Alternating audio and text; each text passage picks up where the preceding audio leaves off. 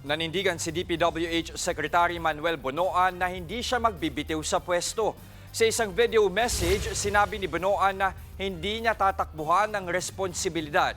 Binigyan din ng kalihim na hindi niya kinukonsinti ang anumang uri ng korupsyon. Bukod sa suspensyon ng ilang district engineer sa Bulacan at Batangas, kinumpirma ni Bonoan na na-reassign na rin ang ilang opisyal ng DPWH sa Batangas at Mimaropa. Hindi po ang pag-alis o pag-iwas ng responsibilidad ang tamang paraan ng paghahanap ng solusyon.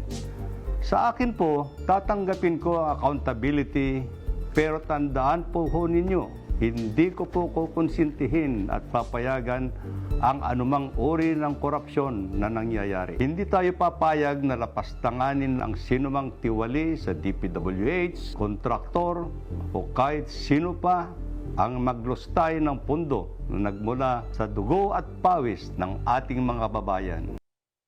Mga kapatid, Jess De Los Santos po ang inyong kasangga sa paghahatid ng balita para sa may alam at may pakialam.